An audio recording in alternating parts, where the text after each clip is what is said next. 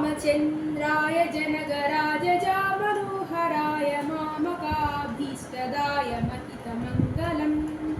रामचन्द्राय जनकराजजामनोहराय मामकाभीष्टदाय महितमङ्गलम् कौसलेशाय मन्दहासदासपूषणाय वासवादिविभूषगध्वराय मङ्गलम् कौसलेशाय मन्दहासदासपूषणाय वासवादिविभूषगध्वराय मङ्गलम् रामचन्द्राय जनकराजजामनोहराय मामकाभीष्टदाय महितमङ्गलम् चारुमेघरूपाय चन्दनादिचर्चिताय हारकटकशोभिताय भूरिमङ्गलम्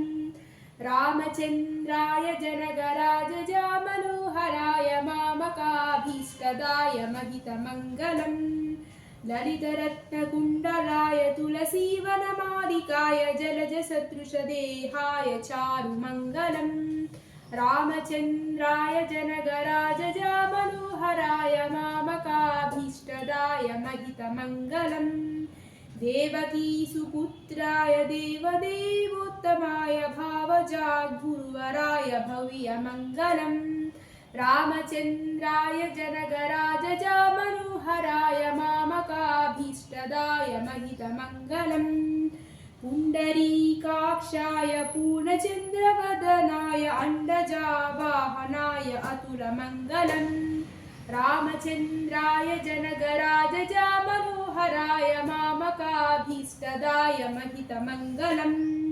विमलरूपाय विविधवेदान्तवेद्याय सुमुखचित्तकामिताय शुभमङ्गलम्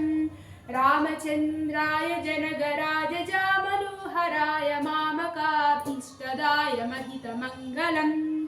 रामदासाय मृदुरहृदयकमलवासाय स्वामी भद्रगिरिवराय सर्वमङ्गलम्